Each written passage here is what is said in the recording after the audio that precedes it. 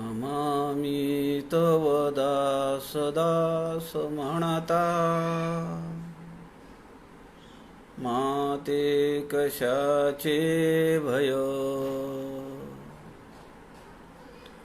रामा जाईन ज्या स्थळी सुख घना, होईल तेथे जय.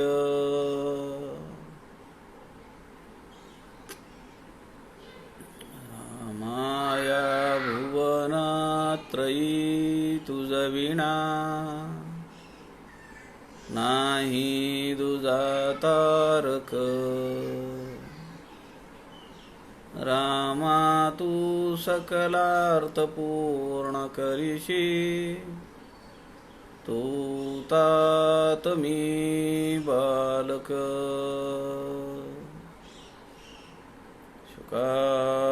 सारिखे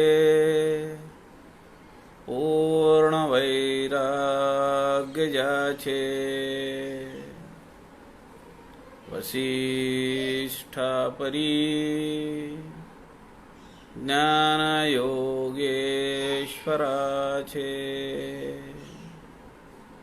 कवी वाल्मिकी सारिखा मान्य ऐसा. नमस्कार माझा सद्गुरु रामदासा. जय जय रघुवीर समर्थ, सब संतन की जय. सज्जन हो, नमस्कार. सद्गुरु समर्थ रामदास स्वामींच्या वाङ्मयाचा प्रचार प्रसार व्हावा या उद्देशाने आदरणीय प्रवीणजी शास्त्री दिवाकर यांनी संत समागम फेसबुक लाईव्ह पेज आपल्याला उपलब्ध करून दिलेला आहे. या माध्यमाच्या द्वारे आपण सध्या राष्ट्रसंत समर्थ रामदास स्वामी यांच्या जुना दासबोध अर्थात समर्थांनी आपला पहिला शिष्य टाकळी येथील तपाचरण काळामध्ये श्री उद्धव यांना जो उपदेश केला तो म्हणजे जुना दासबोध अर्थात 21 समासी दासबोध. या 21 समासी ग्रंथातील 18वा समास आपण पाहतो आहोत, ज्याचं नाव आहे सत्संग महिमा. खरं तर 18 आणि 19 या दोन समासांना समर्थ रामदास स्वामींनी सारखं नाव दिलेलं आहे आणि ते जर नाव आपण पाहिलं तर संत संग महिमा आणि सत्संग महिमा असे ही सारख्या अर्थाची दोन नावं आहेत. खरं तर सत्संग महिमा या समासामध्ये समास क्रमांक 18 या समासामध्ये समर्थांनी संतांच्या सहवासाचं काही फारसं विवेचन केलेलं नाहीये. समर्थ रामदास स्वामींनी प्रपंच हा परमार्थाच्या वाटेवर किती घातक आहे याचं उदाहरण, याचे दृष्टांत या समासामध्ये दिलेले आहेत. काल आपण ओवी क्रमांक 41 पर्यंत पाहिलं, त्यावर चिंतन केलं. ओवी क्रमांक 29 ते 41 मध्ये समर्थ रामदास स्वामींनी प्रपंचाच्या लालचीने माणूस परमार्थापासून कसा दूर जातो त्याचं वर्णन केलंय. लोक भरीला घालतात किंवा माणसालाच वाटतं की आपल्याला जन्म मिळालेला आहे तर आपल्याला ही सगळी सुख भोगली पाहिजेत आणि एका आधाशा पोटी तो हे सगळं करत असतो, हव्यासा पोटी तो हे सगळं करत असतो. समर्थांनी एक शब्द वापरलेला आहे, लुलू. फारच वेगळा असा हा शब्द आहे. लुलू म्हणजे हव्यास, मोह. समर्थ म्हणतात साधक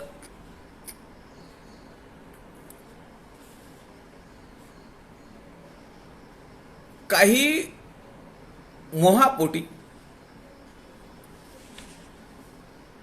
की जे क्षणिक सुख आहे, त्या सुखाच्या पोटी आपली साधना तो कसाला लावतो, साधनेला दुर्लक्ष करतो, साधनेमध्ये खंड पडतो आणि त्या सुखाच्या हव्यासापोटी तो आपली साधना सोडून देतो आणि प्रपंचाच्या मागे लागतो. काल आपण 41व्या ओवीपर्यंत पाहिलं. आता पुढच्या ओव्यांमध्ये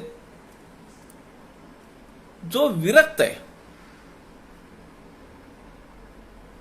त्याला वैराग्याची प्राप्ती कशी होते. विरक्त आणि वैराग्य यामध्ये थोडा फरक आहे.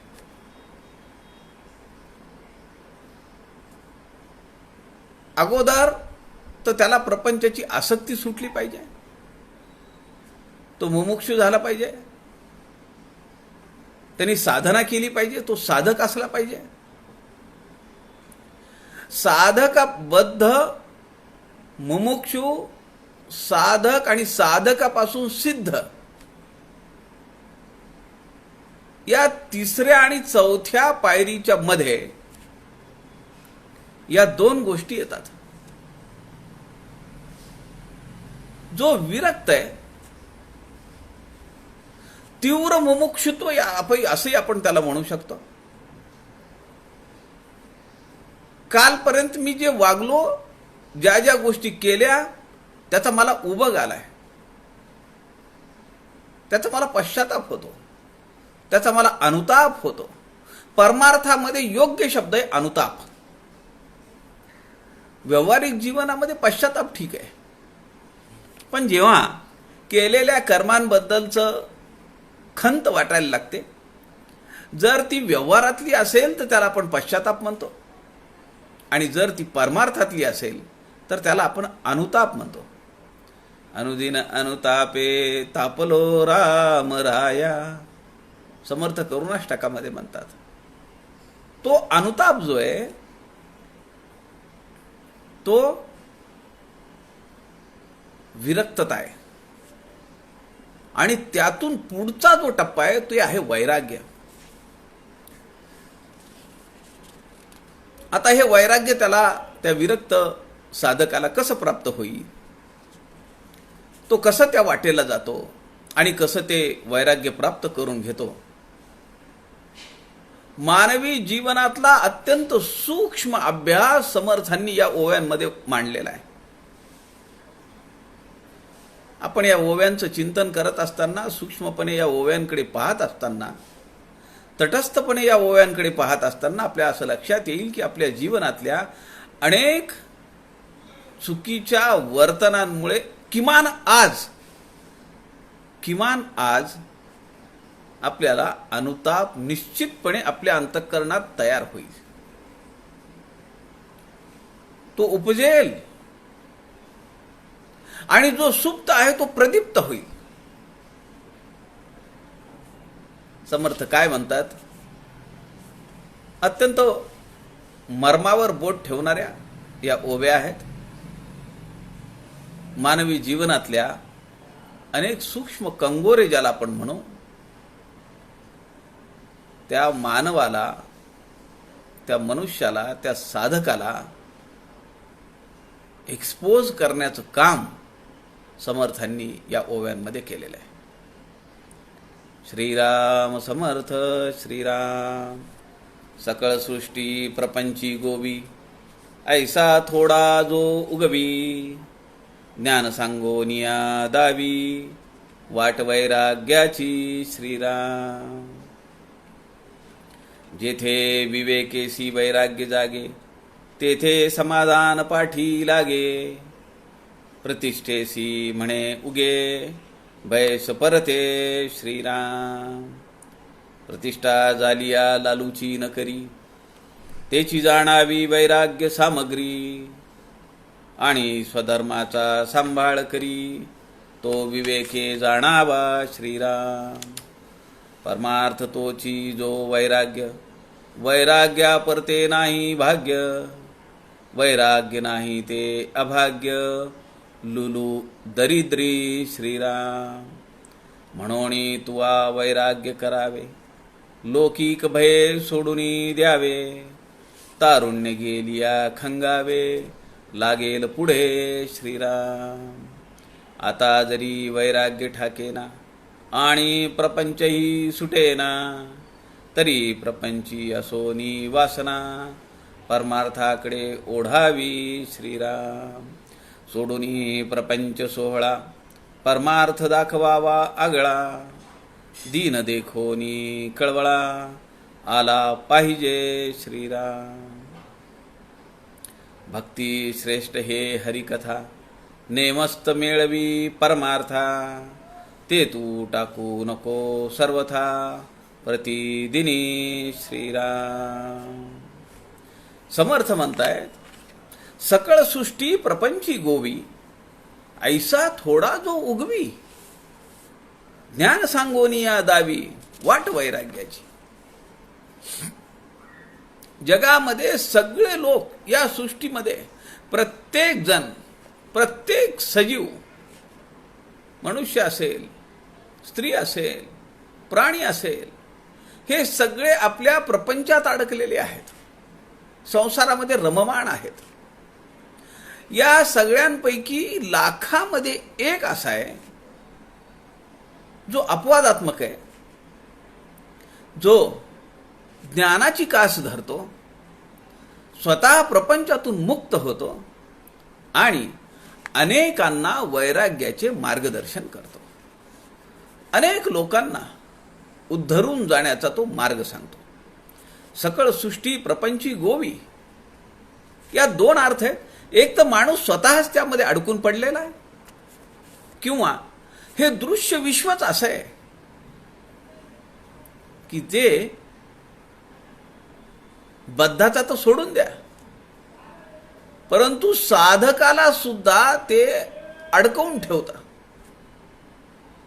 ईश्वरे मोठे सूत्र केले, मनुष्य मात्र गुंतवून राहिले.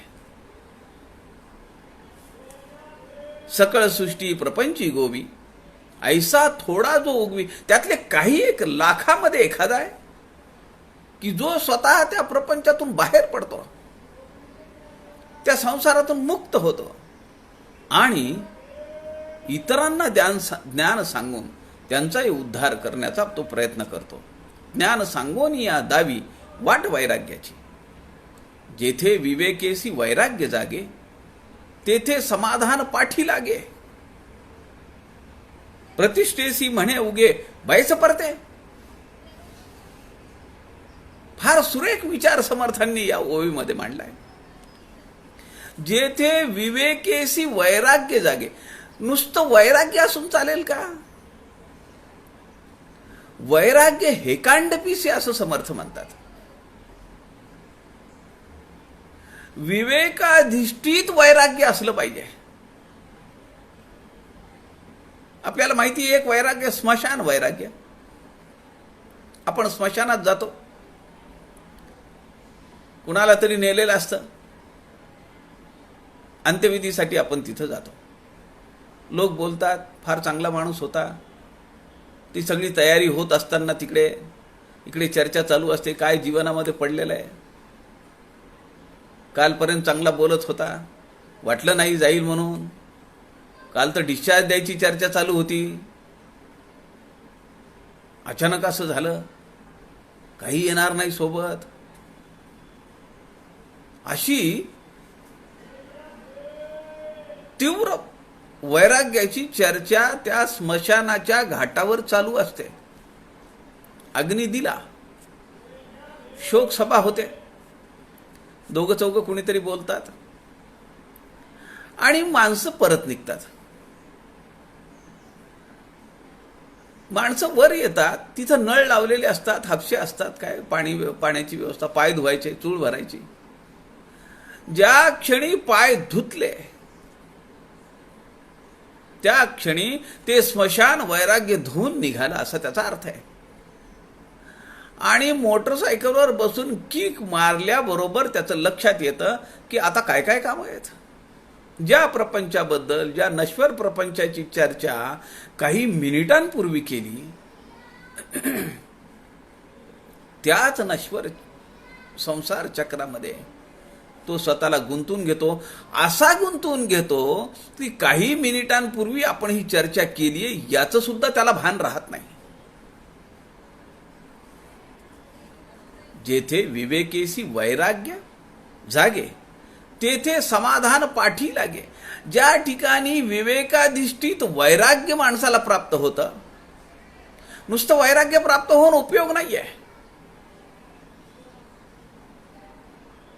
घरातला एक मोठा आघात, अत्यंत प्रिय व्यक्तीचं निघून जाणं, मरणं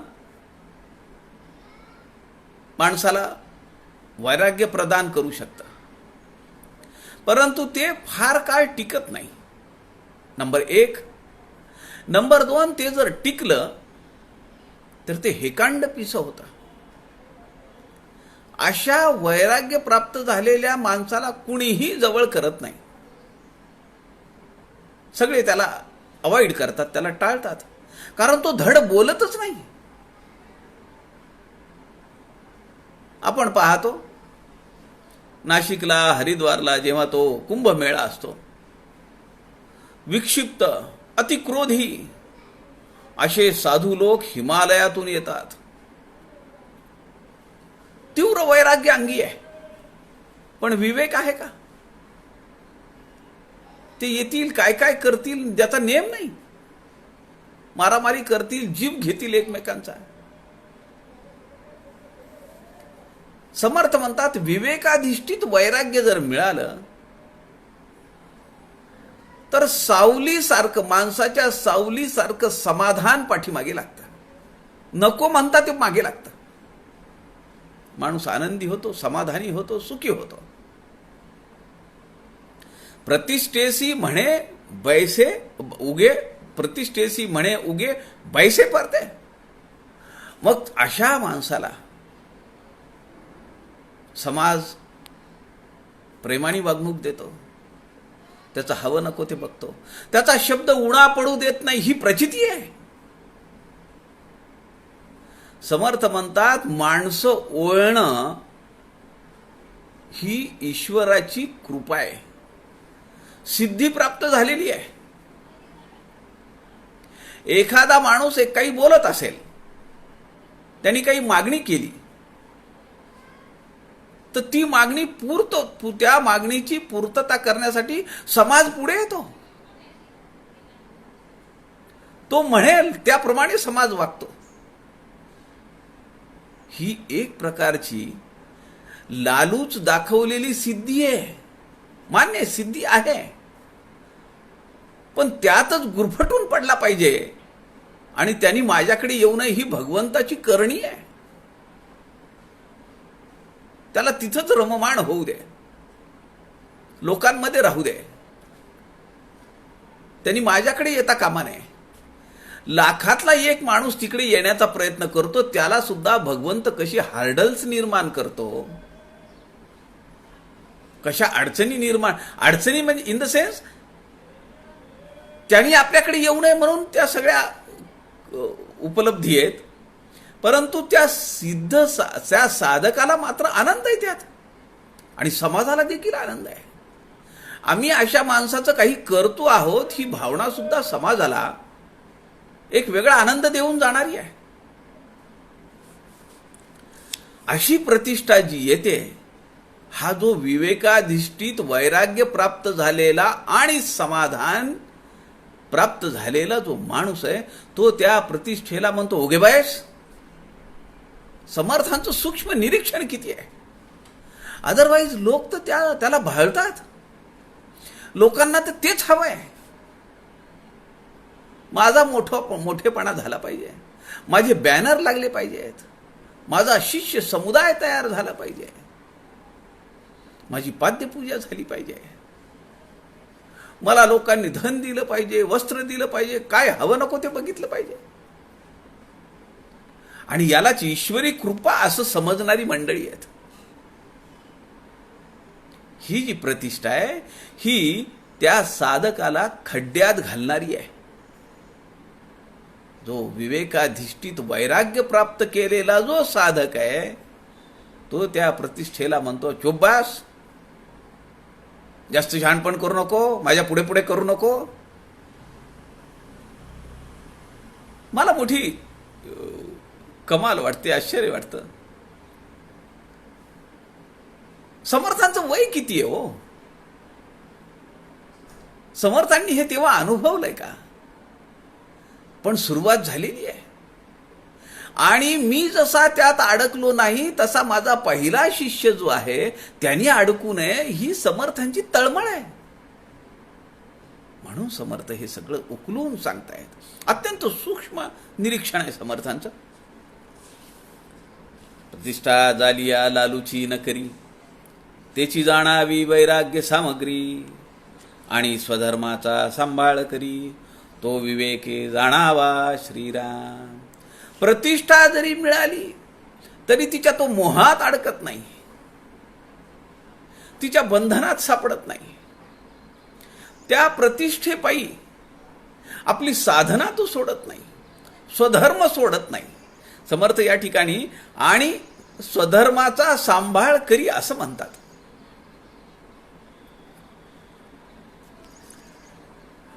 प्रतिष्ठा मिळणं, मान मिळणं, सन्मान मिळणं, समर्थ म्हणतात साधकाची ही सामग्री आहे, त्याचे ॲसेट आहेत. हे ॲसेट असताना सुद्धा, आणि या शब्दाचा अर्थ असा आहे, समर्थांचा मूर्ख लक्षणांचा समास आहे. आणि समर्थ दोन टोकाचे गुण आणि या शब्दांनी जोडतात. खूप विद्वान आहे आणि बहुश्रुतत आहे, मोठा पंडित आहे आणि धनिक आहे, श्रीमंत आहे. आता हे जे दोन दोन उदाहरणं आलेले आहेत ना दासबोधामध्ये, हे खरं तर एका पुरुषामध्ये आपल्याला फार विरळ सापडतात, एका व्यक्तीमध्ये फार विरळ सापडतात. खूप विद्वान माणूस आहे आणि तो कुणाचं ऐकून घेतो, शक्य आहे का? माझा अनुभव सांगतो, फार जुना नाही, 2 दिवस झालेत. परवाच्या दिवशी रात्रीची गोष्ट आहे. यात काहीही मी चढाबडाके सांगत नाही, अतिरंजितपणा सांगत नाही. एक अभ्यासार्थी आहेत, मला त्यांच्या समीक्षकांनी असं सांगितलं की त्यांना एकच मुलगा आहे आणि मागच्या 16 वर्षापासून त्या मुलाला एक दुर्धर आजार झालेला आहे. तो आहे 26-27 वर्षाचा, पण तो सगळं जागेवर आहे त्याचं. 2 वर्षापासून त्याला जे त्याचं ट्रीटमेंट करणारे जे डॉक्टर होते, कोरोना चालू झाला आणि डॉक्टरांनी तोंड फिरवलं. मग त्याच्या आईनी, ज्या आपल्या दासबोध सखोल अभ्यासार्थी आहेत अशा, त्यांनी योगाचा अभ्यास केला, अनेक कोर्सेस केले, त्यांचं शिक्षण चालू होतं. मागच्या 2 वर्षापासून, म्हणजे चांगली बाजू पण मी सांगतो आणि माणूस कसा वाहवत जातो ते मी सांगतो. मागच्या 2-3 वर्षापासून त्यांची साधना पहाटे 3:30 वाजता उठणं आहे. पहाटे 3:30 वाजता उठून योगासना करणे, श्वसनाचे व्यायाम करणे, जप, ध्यान हे सगळं करणे. आणि यापेक्षा काय विशेष आहे, या कोरोनाच्या काळामध्ये 10 वर्षापासून 70 वर्षापर्यंतच्या माणसांमध्ये, 10 वर्षाच्या मुलापासून ते 70 वर्षाच्या सिनियर सिटीजन पर्यंत ज्या ज्या काही मानसिक व्याधी निर्माण झालेल्या आहेत त्यावर त्या समुपदेशन करतात, काउन्सिलिंग करतात, त्यांना योगासनं शिकवतात. किती मोठी सेवा आहे. घरात किती मोठं दुःख आहे. एकुलता एक मुलगा आहे, 26-27 वर्षाचा आहे.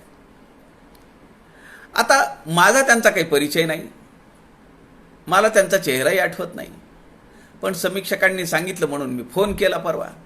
मुलाची तब्येत कशी आहे, काय नाही वगैरे विचारलं. तुम्हाला मी सांगतो 22-23 मिनिटांचा फोन झाला. मी किती मिनिट बोललो असेल, 1 ते 2 मिनिटं मी बोललो असेल, हार्डली 1 ते 2 मिनिटं. आणि त्या ज्या मला सांगत होत्या, मी हे कोर्स केले, ते कोर्स केले, माझ्याकडे एवढे वर्ग चालतात, मी असं करते, मी पहाटे उठते 3:30ला, 11 वाजेपर्यंत माझा दिवस चालू असतो, मी अथक काम करते, मी ॲनाटॉमी मला माहिती आहे, फिजिओलॉजी माहिती आहे, शरीरशास्त्र मला माहिती आहे, सगळं ते सांगत होत्या. मला मोठं आश्चर्य वाटलं. म्हणलं अरे आपण यांची विचारपूस करण्यासाठी या परिवाराचा कुटुंब प्रमुख म्हणून चौकशी करण्यासाठी फोन केला का यांचं लेक्चर ऐकण्यासाठी फोन केला? प्रतिष्ठा मिळते, मान मिळतो, आदर मिळतो, पण ही सगळी सामग्री असताना सुद्धा स्वधर्माचा सांभाळ करणं हे महत्वाचं आहे. ज्ञान अपाट मिळालंय, पण ज्ञानोत्तर सगुणोपासना मी करतो का नाही हे महत्वाचं आहे. आता मला ज्ञान प्राप्त झालंय, आता मला भगवंतानी सगुण अवतारामध्ये दर्शन दिलेलं आहे, आता मला देवाची पूजा करायची गरज नाही असं जर म्हणलं तर. म्हणून समर्थ या ठिकाणी म्हणतात की जो विद्वान आहे, व्युत्पन्न आहे, तरी बहुश्रुतत आहे, त्याच्याकडे ऐकून घेण्याची तयारी आहे. हा गुण सगळीकडे नाही मिळत.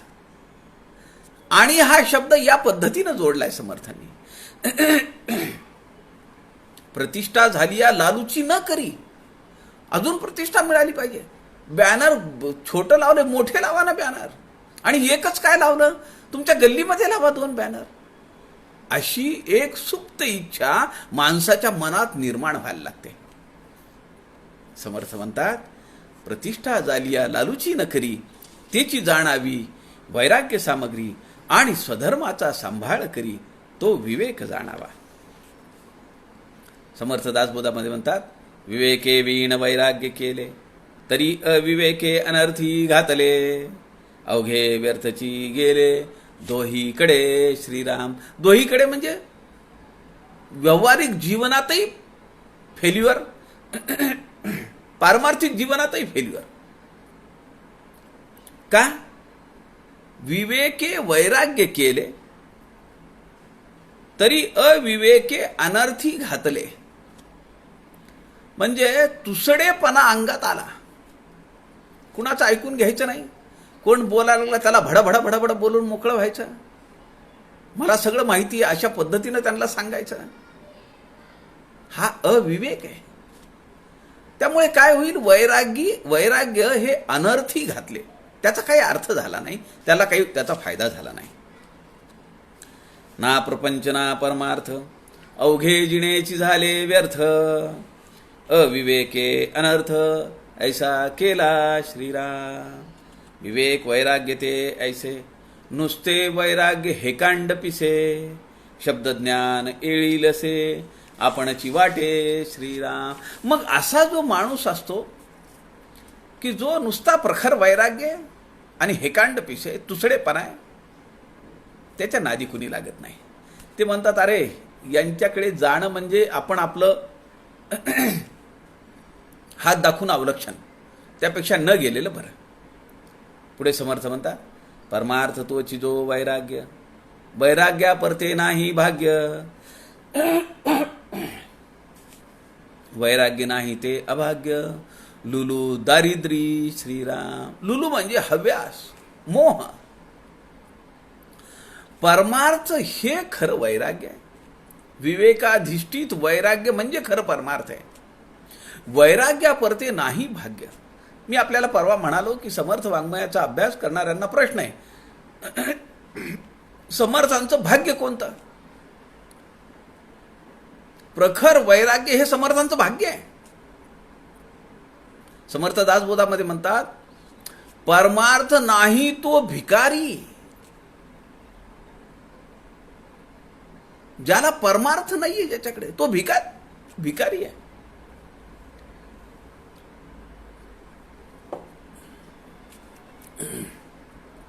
ज्याला वैराग्य नाही, विवेकाधिष्ठित वैराग्य नाही, ते अभाग्य, दारिद्र्य. आणि नुसतं दारिद्र्य आहे का? लुलू म्हणजे मोह, हव्यास. अजून पाहिजे, अजून पाहिजे.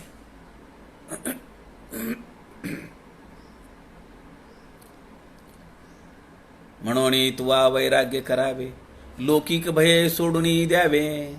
तारुण्य गेलिया खंगावे, लागेल पुढे श्रीराम. अरे आत्ता तर कुठे तू तारुण्यात प्रवेश करतोयस? समर्थ म्हणतायत, म्हणून तुवा वैराग्य करावे, लौकिक भय सोडून द्यावे. लोक काय म्हणतील याच्याकडे तू विचार करू नको. लोक म्हणतील, अरे ते समर्थ रामदास स्वामी ते गेले तुझे सद्गुरू, वर्ष 2 वर्ष 4 वर्ष झाले, एवढा तू अभ्यास केला, काहीतरी प्रपंच कर, लग्न कर, मुलं बाळ होऊ दे, त्यातच तुझ्या आयुष्याचं खरं गमक आहे. मानवी जीवन कशाला दिलंय भगवंतानी? समर्थ म्हणतात, या फंदात तू पडू नको, या मोहात तू पडू नको. म्हणून तुवा वैराग्य करावे, लौकिक भय सोडून द्या. लोक काय म्हणतील याचा तू विचार करू नको. मी केला का? असनगावच्या बोहल्यावरनं मी जिधवून ठोकली. मामा काय म्हणील, मामी काय म्हणील, असनगावचे लोक काय म्हणतील, जांभेचे लोक काय म्हणतील, माझ्या आईला दूषण देतील का, माझ्या भावाला बोलतील का, वहिनींना दूषण देतील का? काही विचार करायचा नाही. तारुण्य गेलिया खंगावे, लागेल पुढे. तारुण्यातली मस्ती वेगळी आहे, पण ते ओसरल्यानंतर तारुण्य गेलिया खंगावे, लागेल पुढे. तारुण्य संपलं की माणूस खंगतो, क्षीण होतात सगळ्या इंद्रिय शक्ती. त्याचं कारण समर्थ सांगतात नव्या दासबोधामध्ये, 286 दासबोधामध्ये. असो ऐसे वृद्धपण सकळास आहे दारुण, म्हणून या शरण भगवंता सजावे श्रीराम. वृद्धपणीच्या आपदा नाना रोग होती सदा, देह क्षीण सर्वदा, या नाव आध्यात्मिक श्रीराम. आध्यात्मिक तापाचं एक उदाहरण समर्थ सांगताय. देह क्षीण होईल, वार्धक्य येईल, तारुण्यातली मस्ती सगळी संपेल, आणि मग तुला अनेक आपदा भोगाव्या लागतील. त्यासाठी तू आत्तापासून भगवंताच्या चरणांचा ठाव घे. भक्ती मार्ग सोडू नको, जो एकमेव मार्ग तुझ्या सोबत येणार आहे. आणि तो त्या काळामध्ये, तुझ्या उतरत्या काळामध्ये, वार्धक्यामध्ये अनेक व्याधींनी ग्रस्त असलेल्या शरीराला आणि मनाला उद्धरून नेणार आहे.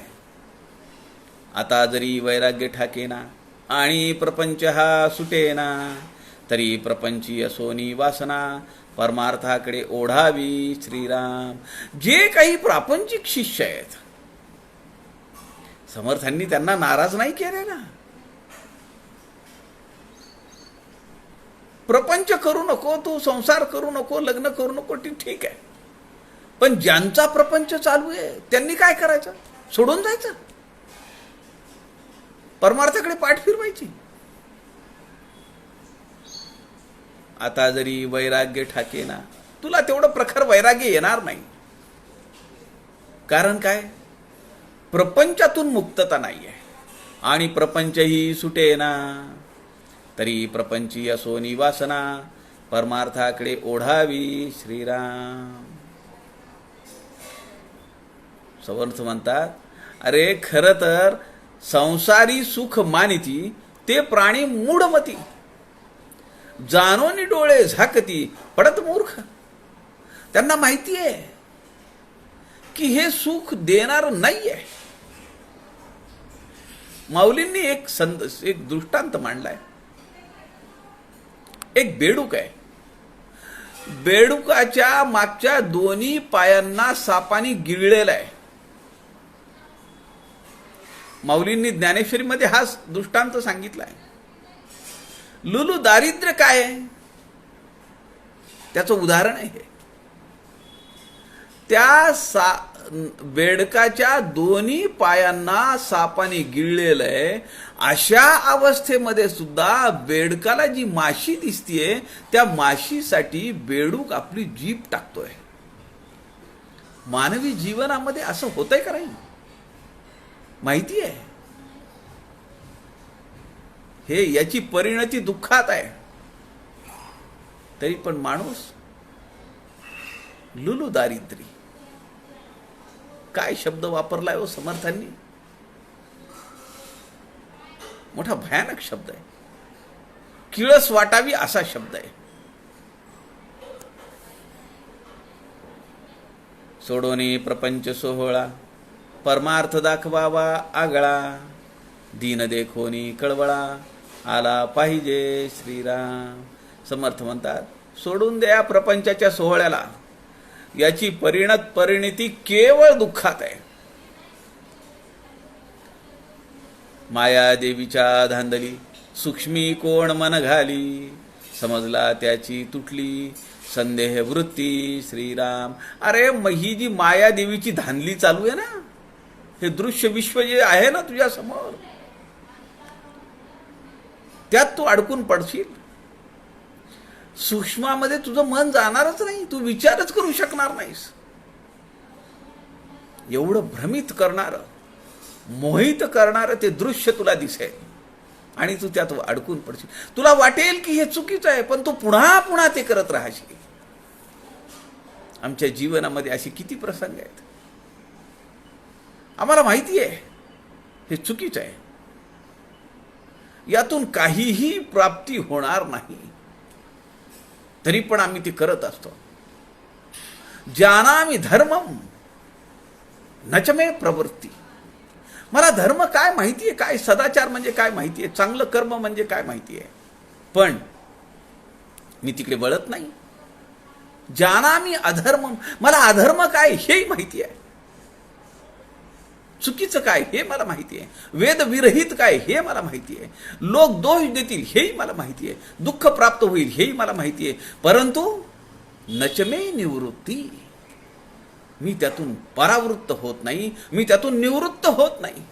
लुलू दारिद्र्य, समर्थांचा शब्द आपल्या अंतःकरणात एम्बॉस झाला पाहिजे, ठसला पाहिजे. लुलू दारिद्र्य.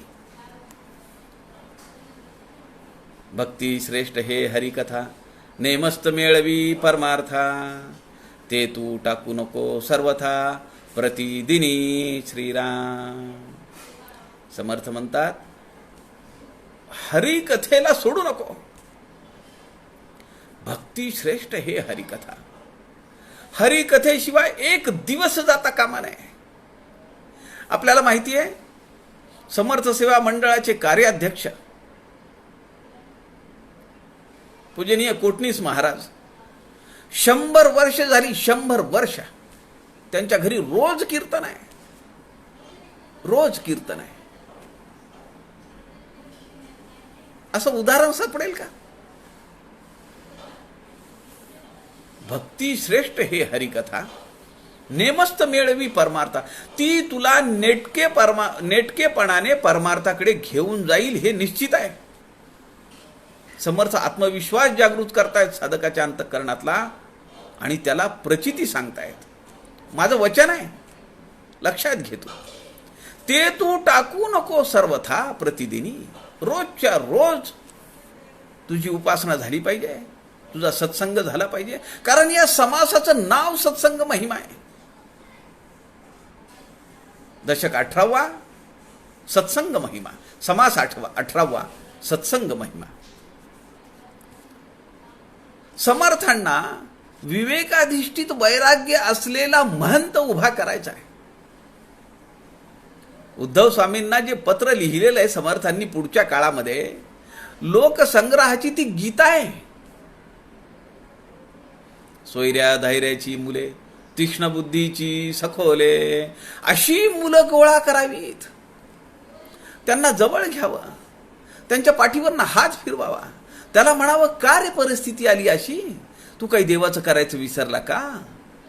मग तो म्हणील हो माझं हे राहिलं ते राहिलं, बरं ठीक आहे तू ही उपासना चालू कर. मग त्याला आपला मंत्र द्यावा, उपासना सांगावी. आणि समर्थांची शेवटची जी ओवी आहे ती फार सुरेख आहे त्या पत्रातली. समर्थांनी उद्धव स्वामींना लिहिलेलं ते पत्र आहे. त्यात समर्थ म्हणतात, शेवटी त्यास आमच्याकडे पाठवा, म्हणजे आम्ही त्याचं फायनल ब्रेन वॉश करू. सकळ गोवा उगवू आम्ही. तुम्ही सगळं करा आणि फिनिशिंगसाठी आमच्याकडे पाठवा. काय समर्थांची योजना आहे त्या काळातली, आश्चर्य वाटतं आपल्याला. समर्थांना विवेकाधिष्ठित वैराग्य पाहिजे. तुसडेपणा असलेलं वैराग्य समर्थांना अपेक्षित नाहीये. माझा अनुभव सांगतो मी. समर्थ संप्रदायातल्या एका मठामध्ये मी गेलो. बरं, मी तिथे सेवेला म्हणून गेलो, पण तिथले जे व्यवस्थापक होते, तिथले जे सेवेकरी होते, ते साधं बोलणं त्यांना माहितीच नव्हतं. अंगावरच खेकसायचे. ह्याची काडी त्याला कर, त्याची काडी ह्याला कर. कशाचं कारण, काय कारण आहे हे? हेकांड पिसे वैराग्य. त्यापैकी 2-3 जण जे होते की जे पराकोटीचं असं वागायचे, त्यांच्या सांसारिक प्रापंचिक जीवनामध्ये मोठी तफावत होती आणि कदाचित त्यामुळे ही मंडळी तसं वागत असतील. पुढे समर्थ म्हणतात, जेणे प्रपंची असावे तेणे दो विषया वेगळे व्हावे. काय म्हणाल तरी चित्त द्यावे, कनक आणि कांता श्रीराम. आता या पुढच्या ज्या ओव्या आहेत, या पुढच्या ओव्यांमध्ये समर्थांनी साधकाच्या, जो विवेकाधिष्ठित साधक आहे, साधना चालू आहे पण अजून वैराग्य प्राप्त झालेलं नाहीये, अशा साधकाच्या जीवनातल्या अत्यंत सूक्ष्म आणि मर्मभेदी जागांवर समर्थांनी बोट ठेवलंय. जेणे प्रपंची असावे तेणे दो विषया वेगळे व्हावे. काय म्हणाल तरी चित्त द्यावे, कनक आणि कांता श्रीराम. 2 मुख्य गोष्टी आहेत,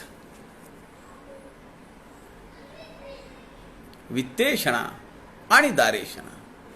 कनक आणि कांता. मनसी प्रपंच म्हणजे कनक कांता, हे मी कैसे टाकू आता. तरी ईश्वरे दिधली ते वनिता, सकळासी ठाऊकी श्रीराम. समर्थ म्हणतात, तुम्हाला म्हणशील ओ तुम्ही म्हणताय बायकोला टाकून द्या, माझं तर लग्न झालेलं आहे, माझा तर संसार चालू आहे. समर्थ म्हणतात, मान्य आहे, ते तर सगळ्यांनाच माहिती आहे की तुझ्याकडे बायको आहे, पण तू अजून कुठे गुंतलास का. कनक आणि कांता, स्त्री सुख आणि संपत्ती, या 2 गोष्टी साधकाला किती जमिनीवर आपटतील याचा नेम नाही. समर्थांनी ही शेवटची वॉर्निंग दिलेली आहे तशी. आणि अत्यंत सूक्ष्म निरीक्षण आहे समर्थांचं. तैसे चिकनक पुढिलांचे, अभिलाषुनी आपुले साचे, ऐसे केले तरी कैचे, समाधान पावसी श्रीराम. भ्रष्टाचार, आर्थिक भ्रष्टाचार नको रे मना द्रव्य ते पुढीलांचे, अति स्वार्थ बुद्धी नरे पाप साचे, घडे भोगणे ते पाप कर्म खोटे. दुसऱ्यांचं पैसे तुला पाहिजेत का? पुढीलांचे. नको रे मना द्रव्य ते पुढीलांचे, अति स्वार्थ बुद्धी नरे पाप साचे. जीवन उद्ध्वस्त करून टाकील तू जर पैशाच्या मागे लागलास तर. कसं समाधान मिळेल तुला? ऐसे केले तरी कैचे समाधान पावसी, अरे आहे तैसे नाही, गेल्या दुःख नवटे देही, आलियाचा काही संतोष न मनी श्रीराम. फार महत्वाची सूचना समर्थ देतात. तुझ्या जीवनात दुःख येऊ दे, सुख येऊ दे, त्याचा स्पर्श, त्याची बाधा तुला नाही झाली पाहिजे. आहे तितुके देवाचे, ऐसे वर्तणे निश्चयाचे, मूळ तुटे उद्वेगाचे, येणे रीती श्रीराम. किंवा आपणास उपाधी मुळीच नाही, ऋणानुबंधे मिळाले सर्वही, आल्या गेल्याची क्षिती नाही, ऐसे झाले पाहिजे श्रीराम. काय आलंय काय गेलंय? लाभा लाभो जया जयो, ऐसे विचारावे तुवा, ठाकेल तरी प्रपंच करावा, नाही तरी नेमस्त त्याजावा, हेची आज्ञा पोटस्ते श्रीराम. माझी तुला आज्ञा आहे, आणि ही आज्ञा वरवरची नाही आहे, माझ्या पोटातून आली आहे, अंतःकरणातून आली आहे. अत्यंत तळमळीनं मी तुला सांगतोय, नाही तरी नेमस्त त्याजावा. तुला याला जर कंट्रोल करता येत नसेल तर तू त्या संसाराचा, प्रपंचाचा त्याग कर. बऱ्याच वेळा असं होतं की साधकाला जी काही मोहाचे क्षण असतात त्यात तो विरघळून जातो. अनेक भली भली माणसं यामध्ये अडकलेली आहेत. मोठी यादी निघू शकते, मोठी घसरगुंडी आहे ही. अरे शिष्या संसारी सुख वाटे, परी तुझ न कळे दुःख मोठे, जयासी न कळे त्याचे खोटे, अदृष्ट जाणावे श्रीराम. फार विवेचन करण्याची गरजच नाहीये या ओव्यांवर. अरे शिष्या संसारी सुख वाटे, परी तुझ न कळे दुःख मोठे. तुला वाटतं आज सुख आहे, आनंद आहे, मजा आहे, पण याची परिणती दुःखात होणार आहे रे. समजून घे. आणि ही माझी आज्ञा आहे तुला, आणि ती आज्ञा वरवरची नाहीये, तर अंतःकरणातून मी तुला आज्ञा करतो आहे. संसार संगे सुख झाले, ऐसे देखिले ना ऐकिले, ऐसे जाणून अनहित केले, ते दुःखी होती स्वये श्रीराम. संसारी सुख मानती, ते प्राणी मूढमती, जाणून डोळे झाकिती, पडत मूर्ख श्रीराम. संसारातच जे तुला वाटतं गोड आहे, हे चांगलं आहे, योग्य आहे, तेच दुःखाला कारणीभूत आहे. संसाराच्या व्यतिरिक्त जी तुला भोग लालसा निर्माण झालेली आहे ती तर तुला किती पाताळात घेऊन जाईल. साधकांनी हा विचार आपल्या अंतःकरणात केला पाहिजे. आम्ही जे शास्त्राने दिलेला जो प्रपंच आहे, शास्त्र आज्ञेप्रमाणे जो प्रपंच आहे, तोच आमच्या दुःखाला कारणीभूत आहे. आम्ही जर त्यात वाहवत गेलो आणि अनेक सुखांच्या लालसेपोटी आम्ही अनेक मोहांमध्ये जर अडकत गेलो तर आमचा कपाळ मोक्ष झाल्याशिवाय राहणार नाही.